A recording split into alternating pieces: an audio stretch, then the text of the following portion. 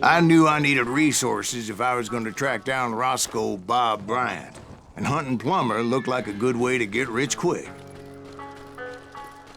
As the local vigilantes exposed him as the leader of the bandits, and put a generous price on his head.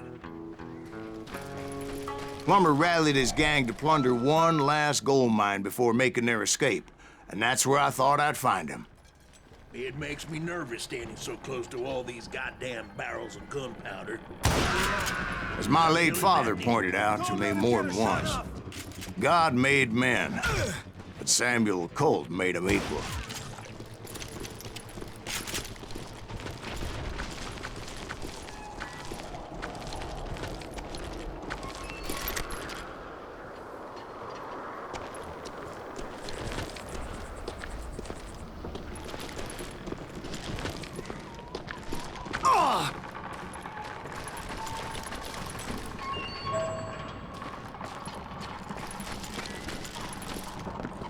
I knew that dynamite wasn't mine, so I decided the polite thing would be to return it.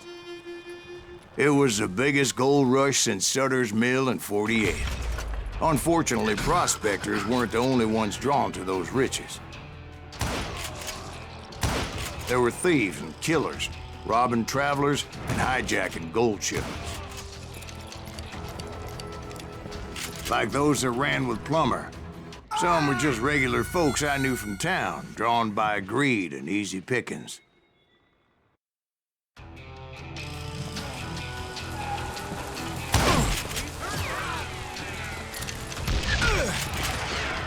Plummer wants that asshole dead.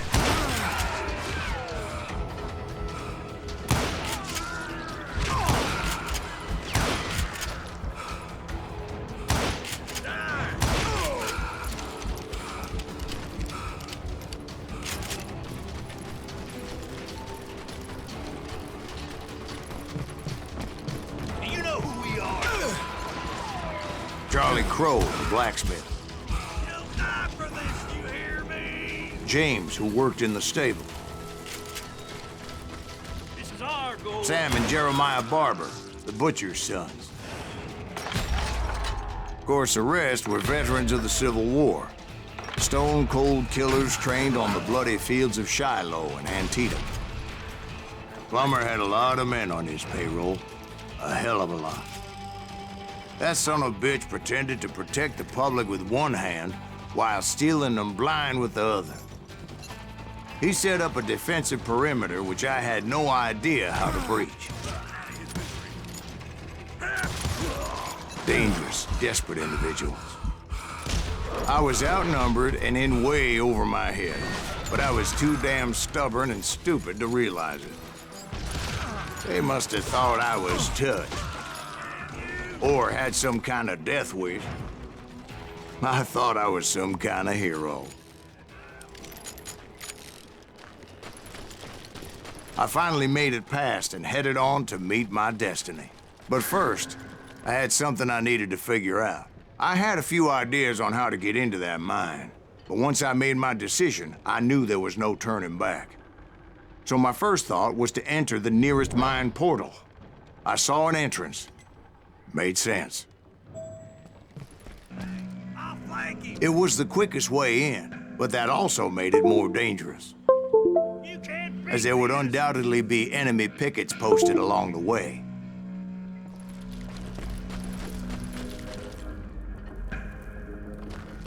What are you? Yellow?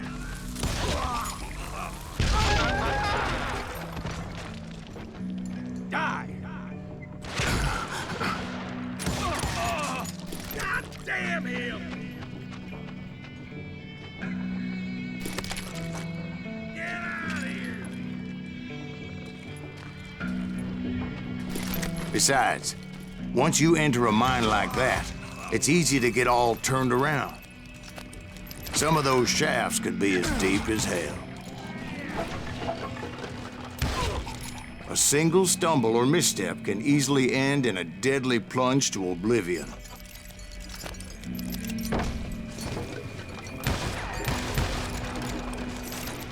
You or me?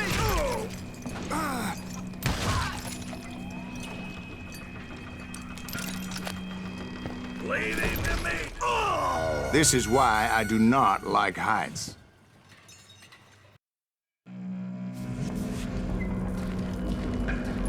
Come out, you yellow bastard!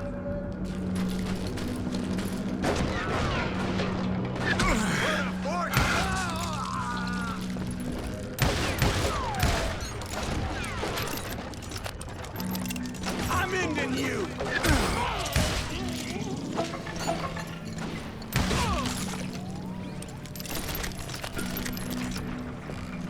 I got this! Show yourself, coward!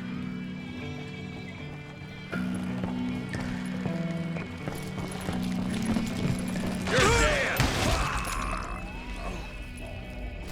Quick reflexes often make up for a lack of common sense. Luckily, I was never one to be easily bushwhacked. I would just need to be careful not to blow myself to kingdom come. There he is! With all that gunpowder and dynamite everywhere, a body has to know what he's shooting at.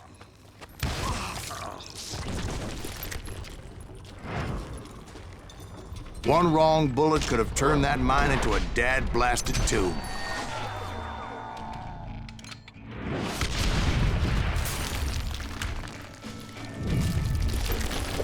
I freely admit that my plan of attack was not just moronic, but clearly insane.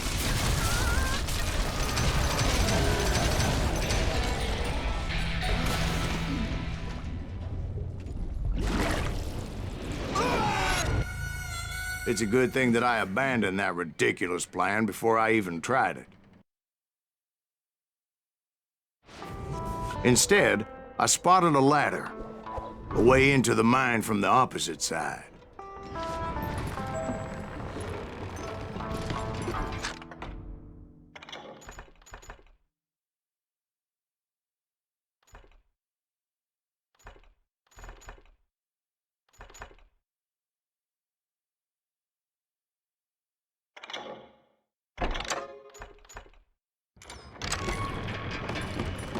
It was a long way around, but that approach seemed more sensible at the time. Of course, being I had a problem with heights, that scaffolding scared the bejesus out of me. Climbing down that ladder required some caution, because even though I had a younger man's reflexes, no man can dodge a damn bullet while climbing down a rickety ladder. I needed to make a leap of faith. Which ain't easy when you're suspended between heaven and hell.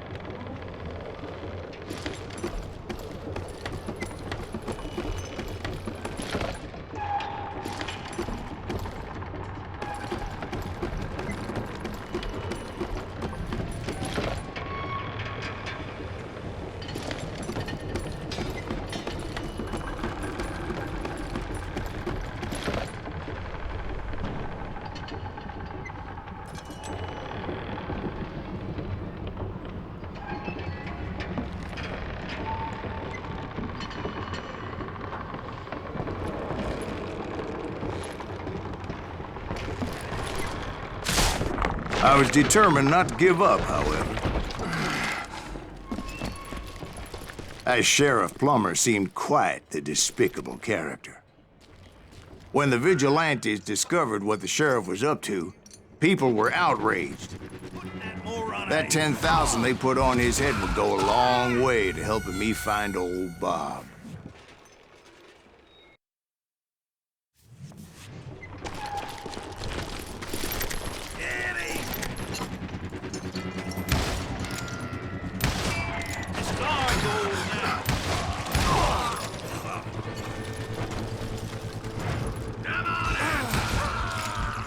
And I had made it my mission to settle that score come hell or high water.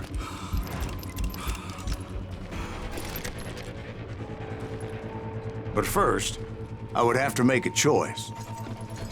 Take the elevator or climb the ladder.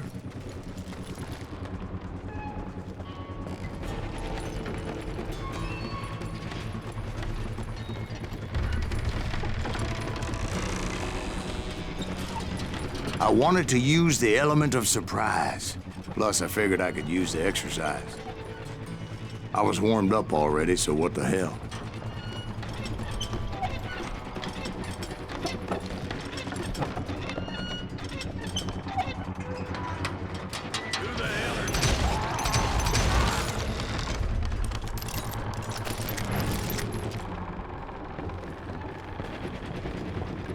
Plummer was a mad dog killer, and the people of Nevada City deserved better. Nevada City? Well, I thought Plummer met his maker in Bannock, Montana. Right, well, he was the sheriff of both places at one time or another, but that's neither here nor there. The point was, taking him down would save a lot of lives, including my own.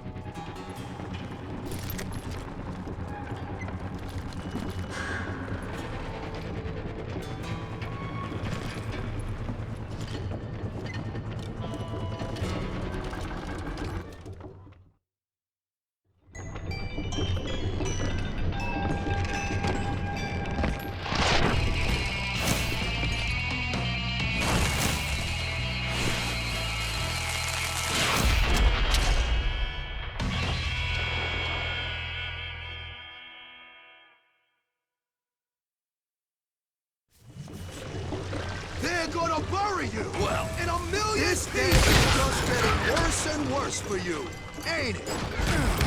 Henry Plummer was clearly unhinged, and I could see right away that this was gonna take some doing. Get out here!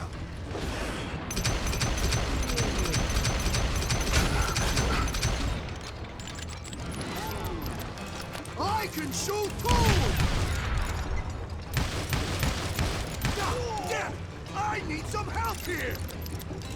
Come on, boys! Take this cocksucker out! Brother, I'm gonna take this thing.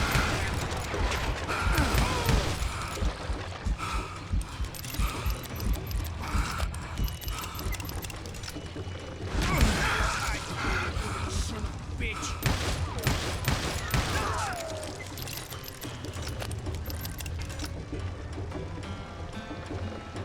Catch this, you son of a bitch!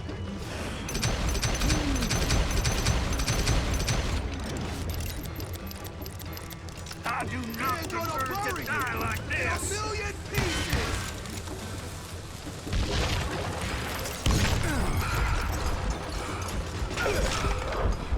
I'm going all medieval on you! So that's how Henry Plummer died. Him and his crew were worth their weight in gold. And now, I was officially a bounty hunter.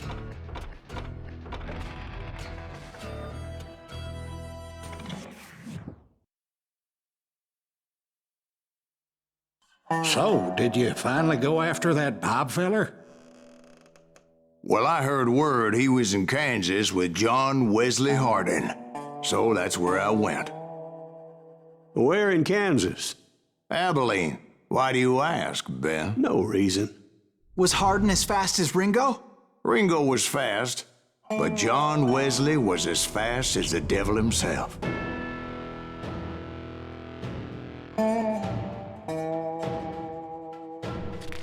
Hell, he killed his first man at 15. From that day forward, he had a price on his head and wouldn't back down for nobody, not even Wild Bill Hickok himself.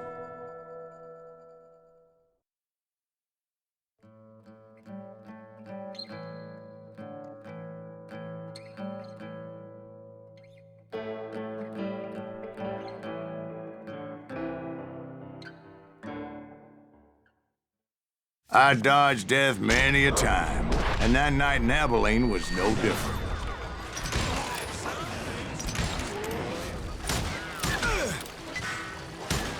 I was there with the intention of finding that bastard Bob and collecting the bounty on John Wesley. I think we're in trouble. I thought the Texas Rangers got Hardin.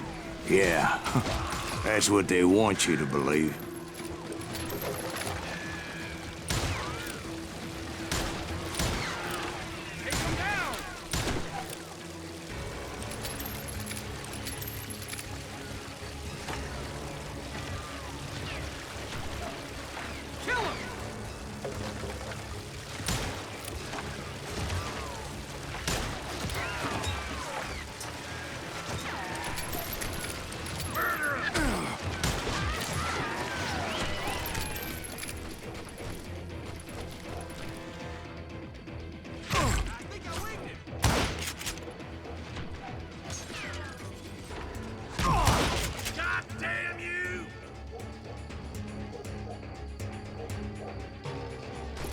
It was cold in a witch's tit and a brass bra that night as I fought my way past his loyal compadres to the very same saloon we're sitting in today. Look around and imagine this place painted in blood. Hardin was waiting for me, and...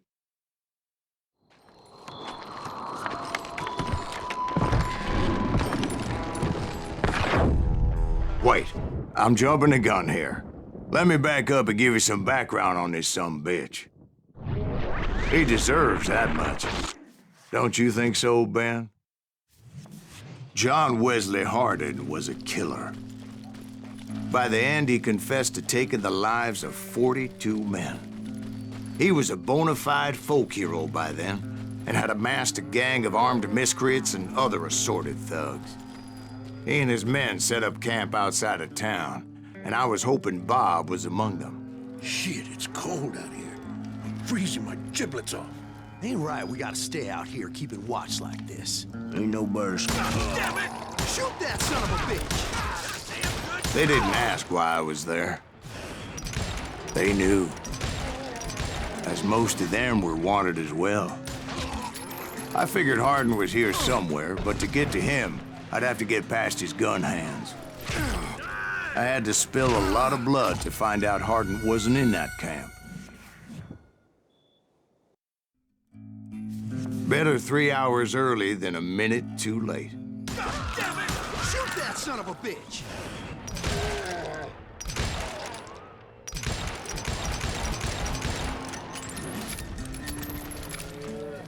Hold still!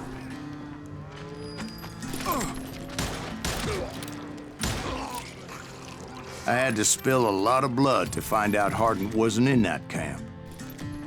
He was carousing in town with his closest friends. Hardin's boys apparently didn't want me to reach the Bull's Head. Some were hightailing it into town to inform their jefe of my unwelcome presence.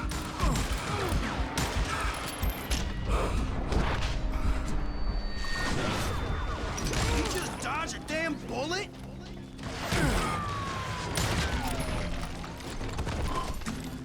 Tell Hardin someone's coming for him! Stop that sumbitch! Let the boys know we got another law dog.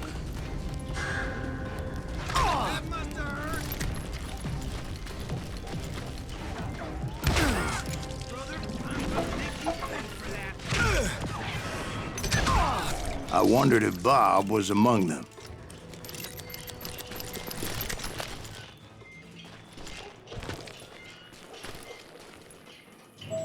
And I steeled myself for the fight ahead.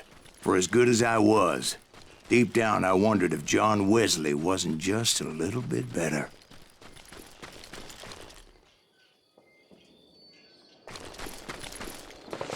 Before I could test my mettle against Hardin, however, I would first need to dispatch his cadre of hired killers.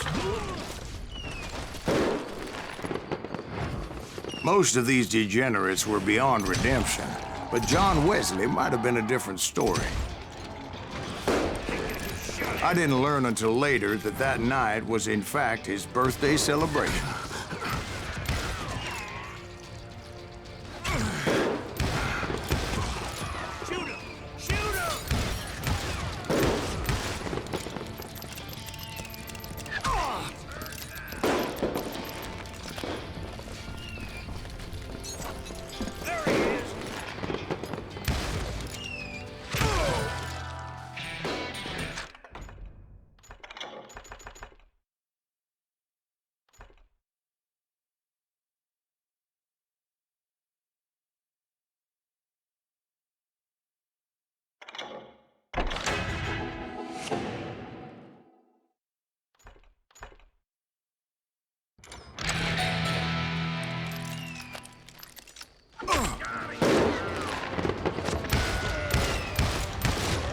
Watch where you're shooting.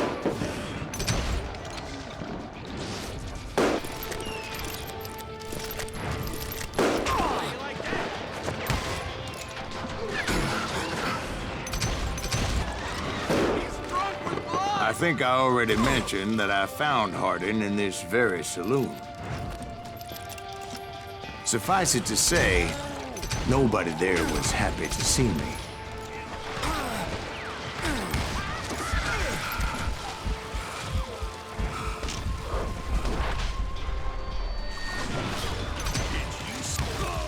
In fact, I felt a certain hostility.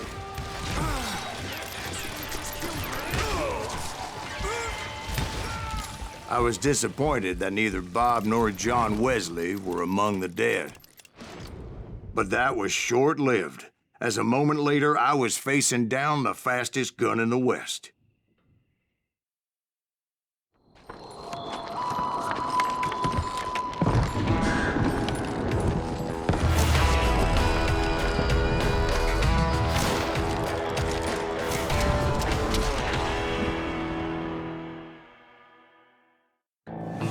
I felt a bolt of adrenaline, or maybe that was fear.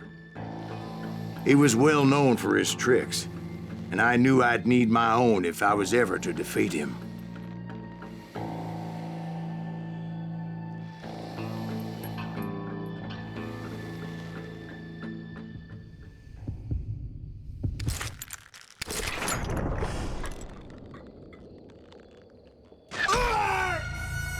No, wait! He didn't hit me then. I'm sure of it.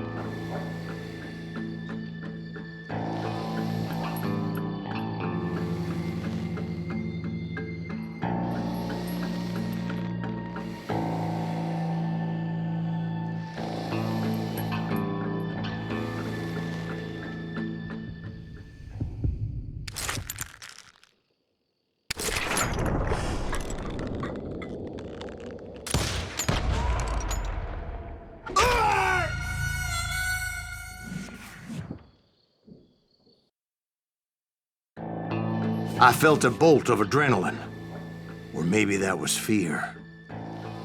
He was well known for his tricks, and I knew I'd need my own if I was ever to defeat him.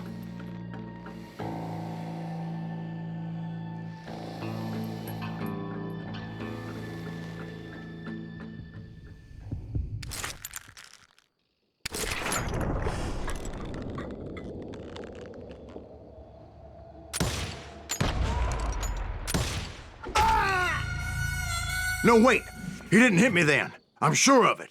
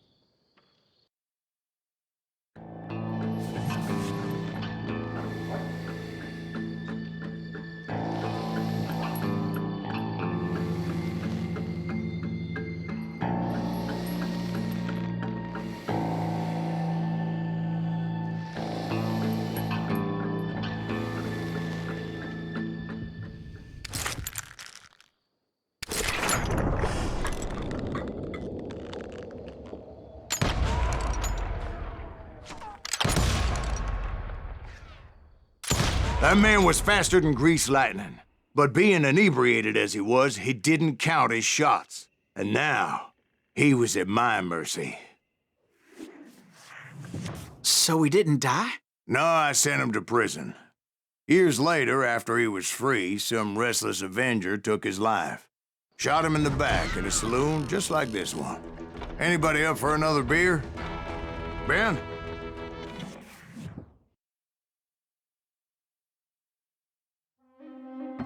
Thank you, darling. Yeah, some say revenge is a dish best served cold. So whatever happened to that Bob guy you were after? Personally, I'd like to hear some of your other adventures. Like, I don't know, did you ever go toe-to-toe with a red man?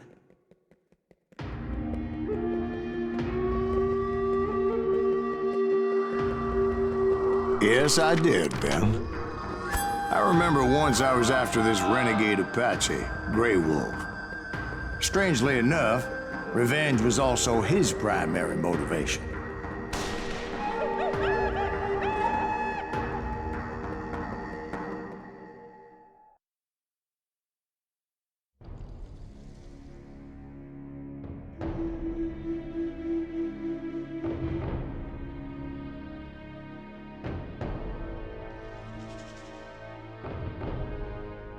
A bounty was put on Grey Wolf's head, and that's how I came to hunt him in the mountains. Mountains so high they tickled the nether regions of heaven.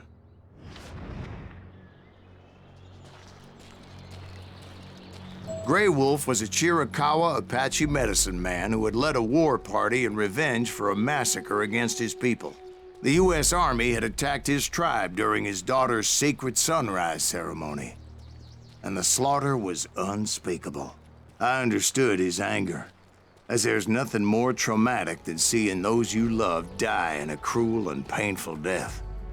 Right from the beginning, I couldn't shake the feeling that Grey Wolf was watching my every move. He led a band of young Apache warriors who wanted retribution and were more than willing to die for him.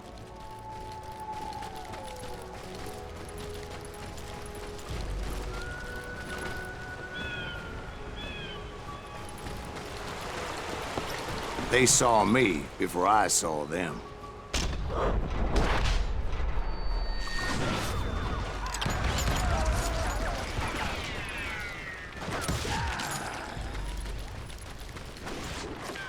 And it crossed my mind that maybe this wasn't such a good idea.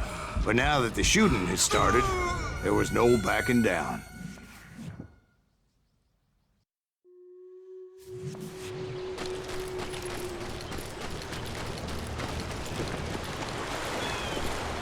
They saw me before I saw them.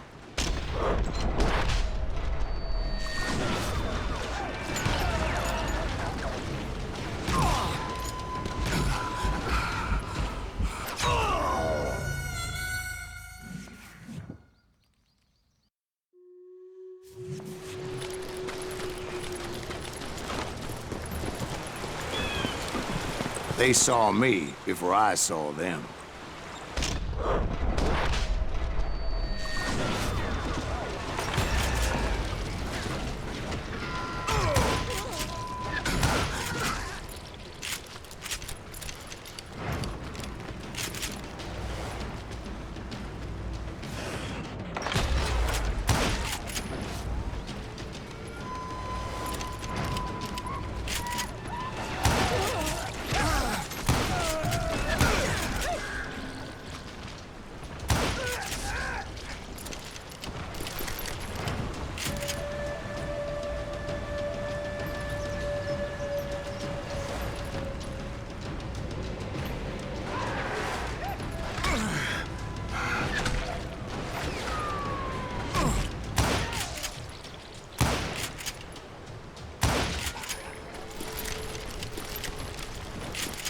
It was rugged country, the winter home of the Chiricahuas, and that's why they had retreated there.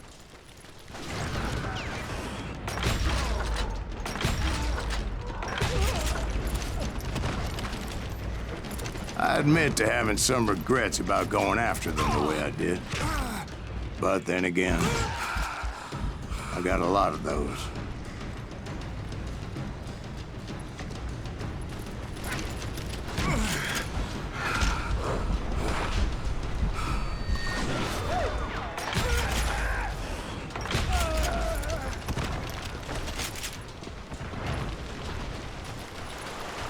Did you find Grey Wolf? Not at that moment, but I did find the entrance to their hideout.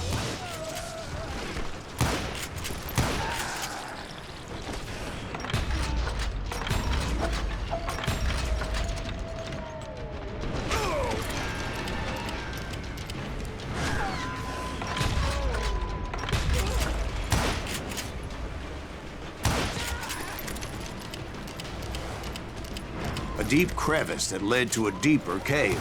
Don't tell me you went in there. Yeah, but it's not out of bravery so much as pure, angry cussedness.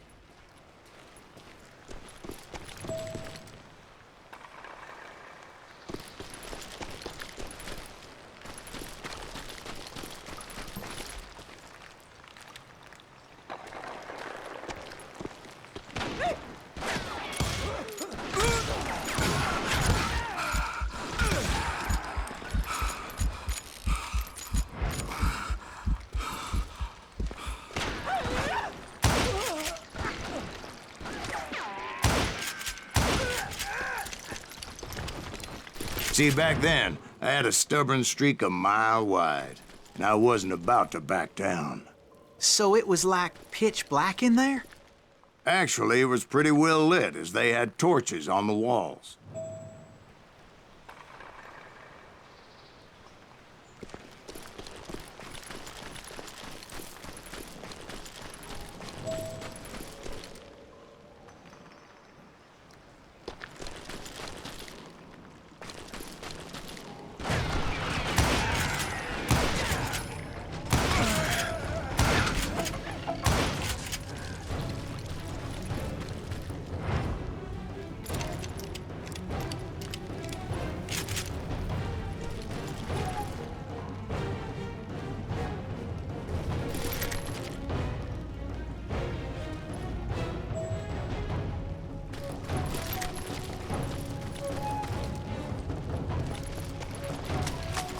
How big was this cave? Big as hell, Ben. Chiricahua had hid out there during the Indian Wars.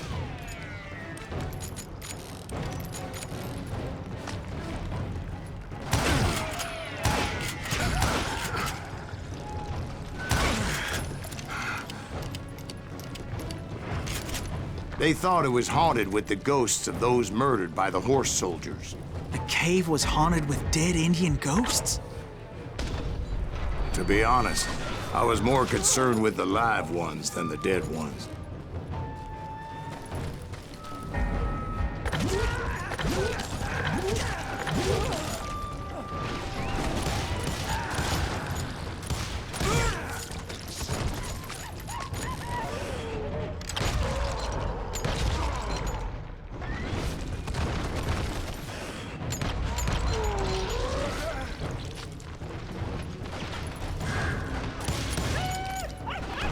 How come you know so much about engines? A few years back, I was married to 2 Mescalero women. At the same time? Yeah, they were sisters. Polygyny is traditional among the Mescalero. So what happened? Oh, I had to get out of there. Those girls never shut up.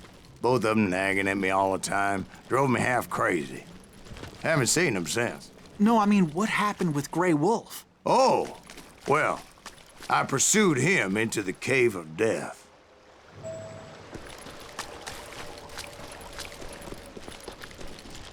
I came upon this flooded grotto, and that's when I saw him. He came to me unarmed and unafraid.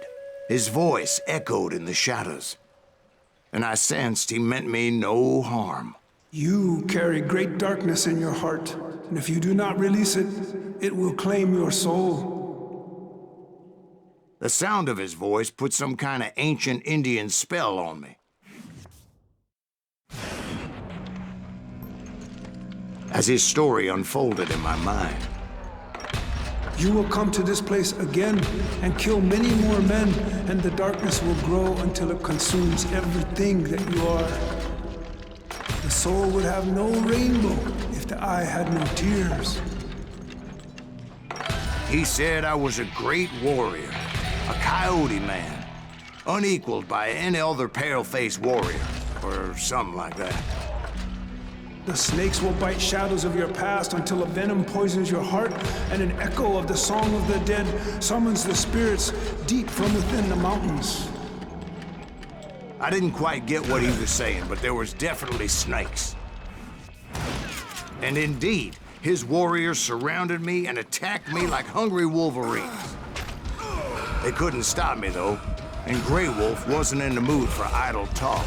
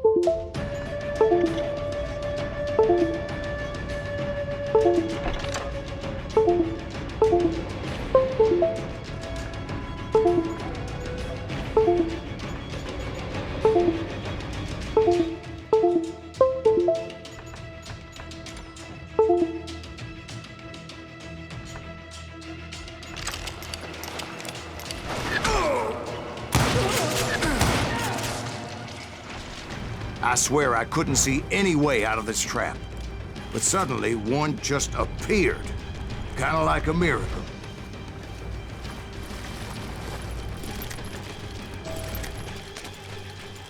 I felt like I would be lost in that damn cave forever.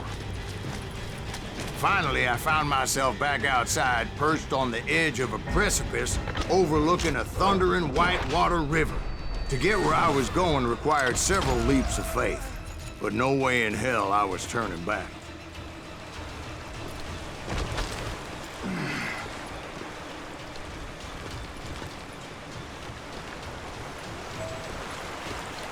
I chased after him, determined to make him explain the meaning of all that mumbo-jumbo.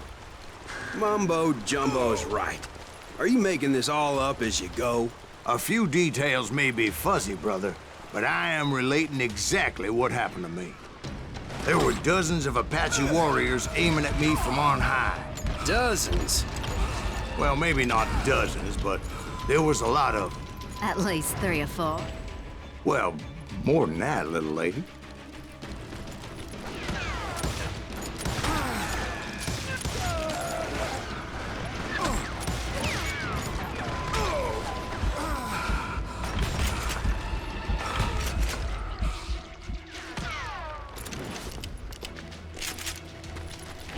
I had a steep climb up creek ahead of me and scrambled up those rocks like a mountain goat.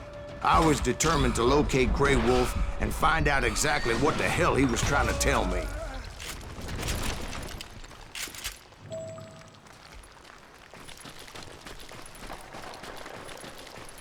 And wouldn't you know it, that crafty son of a bitch led me right into a trap. What kind of trap? Well, son, there had to be at least 100 Apaches surrounding me. 100? God be my witness. Oh, come on. Who are you kidding? Hey, I believe you. Come on, tell us how it ended. All right, but I'm not gonna drag this out. Where were we? You were surrounded by 100 Apache warriors. Well, I didn't take the time to count them exactly, but there were a lot of them.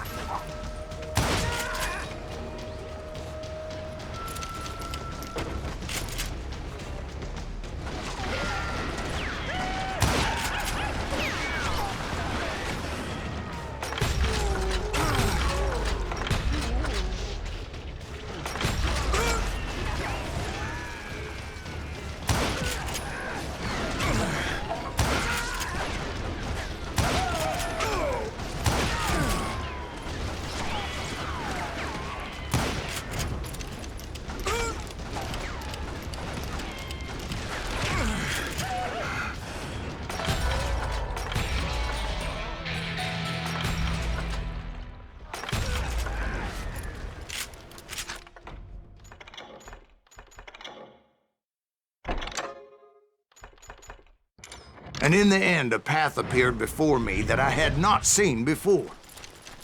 I followed it as I desperately needed to find out what Grey Wolf was trying to tell me. But it was like that son of a bitch disappeared into thin air.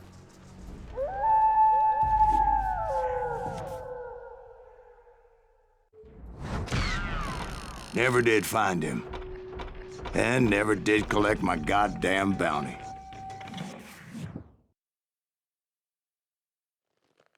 Thank you, darling. It's interesting how the truth can sometimes seem might malleable, depending upon your point of view. Like how those dime novels make you out to be something you're not? Jack, don't be starting trouble. No, he's right. They do tend to exaggerate. Did they exaggerate your part in taking down the Daltons? Well, I was there in the flesh, boy, so I saw what happened firsthand.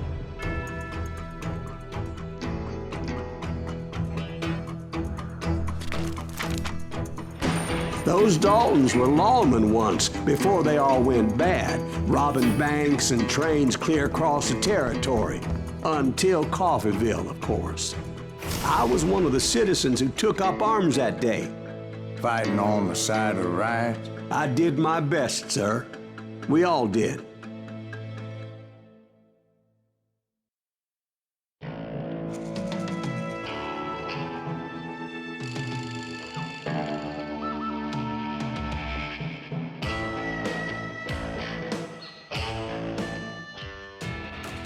It was early morning.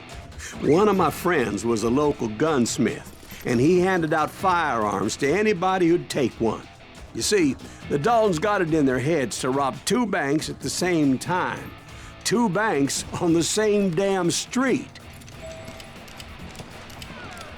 The story was Bob Dalton's girl was always writing him about how he had no ambition. Oh, you're nobody next to Jesse James, she'd say. Finally, the bastard took his brothers to Coffeyville just to shut her up. Well, the locals recognized the Daltons right off. Before they could get away, half the town took up arms to defend their property.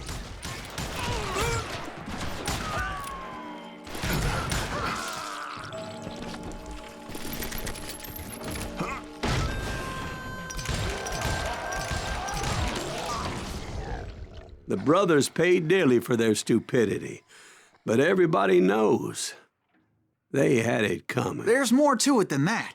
I read all about that day, so I know for a fact that it went down very differently. First of all, it was high noon. A posse of U.S. deputy marshals were on the rooftop across the street. Get ready, boys. They're gonna make a move. The lawmen had been tracking the Daltons for months, and now they finally had them dead to rights. Among them was a bounty hunter feared by many a lawbreaker.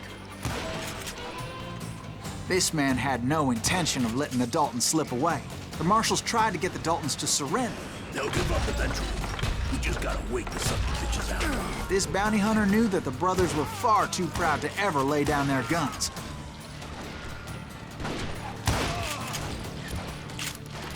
So he went in there alone to confront those criminals. One of the marshals shouted, "Where are you going? Are you crazy?" Hey, where do you think you're going, dumbass? That rifle's mine. He saw a way to get around to the back of the bank. Then he figured out how to hit the Daltons from a direction they weren't expecting.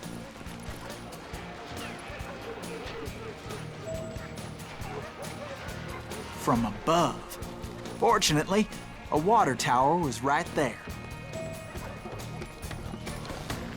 A moment later, he was climbing up a steep ladder, laughing at danger as he did.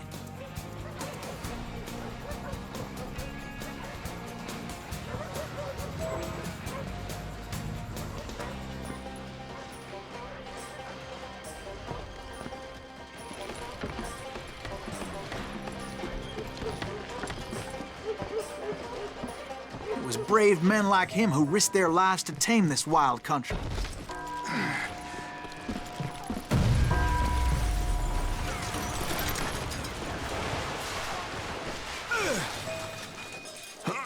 We've got company. Heroic men like him, who did what other men couldn't or wouldn't to make this country free. Greaves? Son of a bitch! Like Jim Boone, Davy Crockett, who died defending the Alamo. I did not.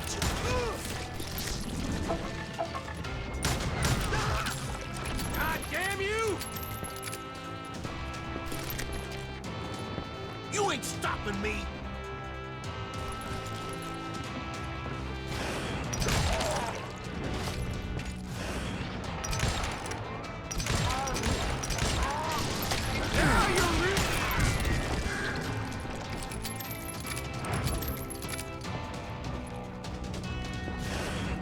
Over there!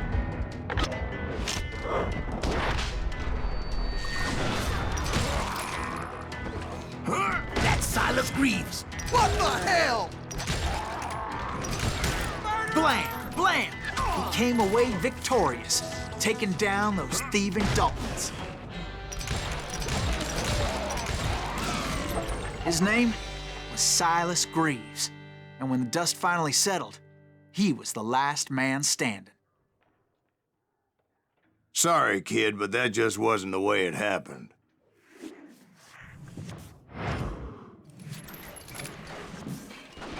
It was early evening, not high noon. The Daltons blew up a safe, and were all set to hightail it out of there. Those pathetic deputies surrounding the bank were dropping like flies. It's you or me!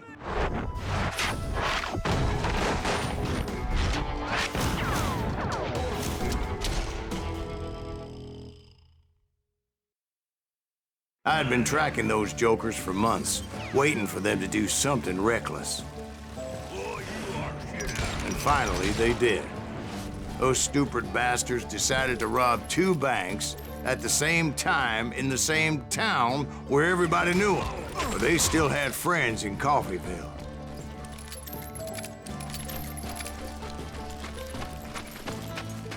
Hey, we got us a hero. Put some holes in him. And those friends came after me like a pack of wild dogs, tooth and nail. They were coming at me from all directions.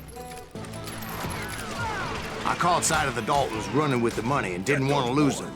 Problem was, they knew the town better than I did. And to top it off, I found myself in the middle of another shootout entirely. Did the Daltons hole up in somebody's house? No, it was the Smiths, I believe. They were cousins of the Daltons. And they were shooting at the Browns, who were shooting at the Daltons. Which wasn't any surprise, because those 2 families have been feuding forever.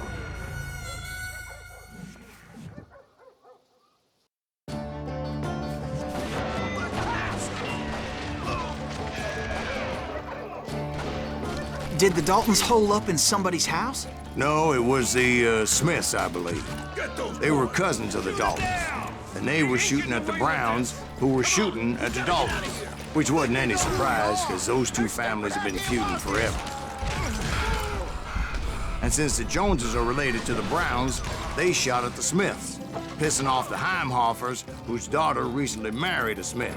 Well, bullets were flying every which way as all the old feuds in Kansas caught fire all at once. There was a hell of a lot of pissed off people in Coffeyville that day. But that's just the way life is sometimes. Shit happens.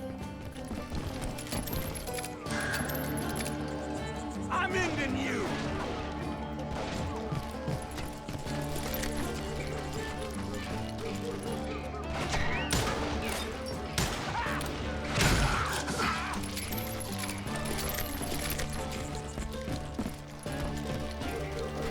The Dalton boys knew I would never give up. Those Daltons weren't the sharpest knives in the drawer, but they always stood together. They set a trap to slow me down and allow at least 2 of them to escape. The 3rd brother stayed behind to plant me, just in case that trap of theirs didn't work. It was Emmett, the youngest, and he decided to stand his ground and face me down. I ain't afraid of you, Silas Greaves. This is where it ends for you. He was determined to protect his brothers. And I understood how he felt. Taking me on all by his lonesome wasn't exactly a recipe for a long life.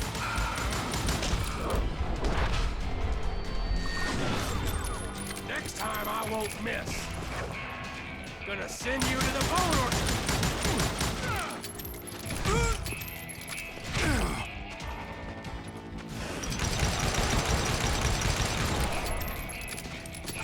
I'm gonna plant you where you stand.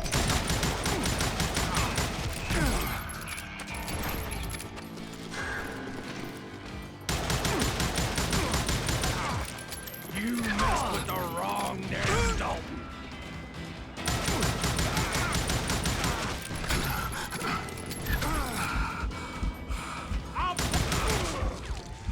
But Emmett Dalton survived the robbery in Coffeyville. He's the only Dalton who did. They say he was shot 23 times. Well, Dwight, who do you think put all those damn holes in him?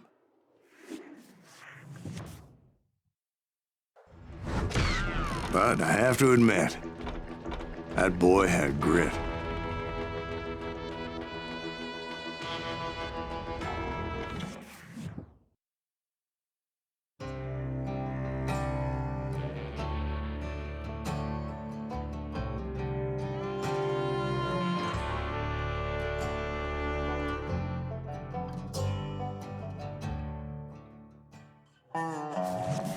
We'll get those suckers. It took me a couple of days to track the Daltons down.